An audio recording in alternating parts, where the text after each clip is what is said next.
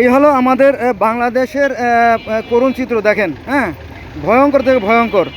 এখানে এই পানিগুলো নেমে যাওয়ার জন্য যে গর্তগুলো করা হয়েছে সেগুলো কিন্তু বন্ধ। দেখেন, কে জানি আবার বস্তা দিয়ে বন্ধ করে রাখছে, কী তার উদ্দেশ্য আমি জানি না। ওই দেখেন, এখানে এইভাবে আপনার মাল রাখার কোনো যুক্তিকতা নাই। কারণ দেখছেন, মহা গুরুত্বপূর্ণ রাস্তা, এত ব্যস্ত রাস্তার উপরে এভাবে ময়লা রাখার কোনো যুক্তিকতা নেই, কিন্তু ময়লা ফেলে রাখা হয়েছে। এই দেখেন, এই যে বস্তা, বিশাল বিশাল বস্তা। এই দেখেন, আমার সামনে চলেন, দেখেন সোনার বাংলার কী অবস্থা দেখেন। এই দেখেন, এই যে একটা ড্রেন, এখান থেকে পানি কিন্তু নেমে যাওয়ার কথা, কিন্তু এই এই এই পানি নামার যে গর্তটা, এই পানি নামার গর্তটা কিন্তু দেখেন কি করছে। এই দেখেন, বস্তা দিয়ে বন্ধ করে রাখছে যাতে পানি না নামতে পারে, রাস্তা ভাঙে। এই দেখেন,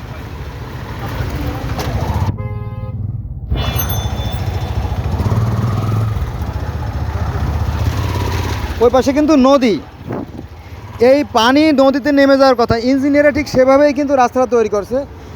ওই বাম পাশটা কিন্তু উঁচু, ওই বাম পাশটা উঁচু, উঁচু থেকে পানিটা এখানে নামবে এবং এই দেওয়ালের পাশ দিয়ে একটা সরু একটা চ্যানেল আছে, এই সরু চ্যানেল থেকে এভাবে পানিটা নেমে যাবে। এটা অটো এভাবে করা হয়েছে, কিন্তু এখানে এই দেখেন, এই বস্তা দিয়ে রাখছে তাই পানি না নামতে পারে, আর এই মহামূল্যবান রাস্তা যাতে ধ্বংস হয়ে যায়। দেখেন, হ্যাঁ, কত বড় অসুস্থ জাতি আমরা।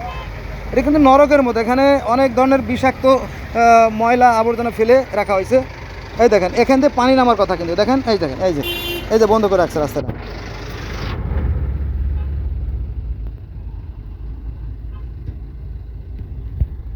ভালো করে লক্ষ্য করেন, এই দেখেন, এই যে গর্ত।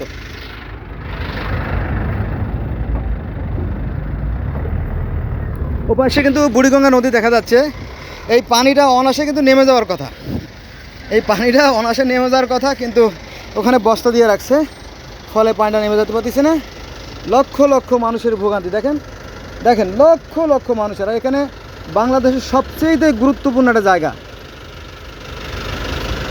দেখেন, এখানে মসজিদে হয় আল্লাহর নাম আর এখানে হয় অপকর্ম পাশেই। হ্যাঁ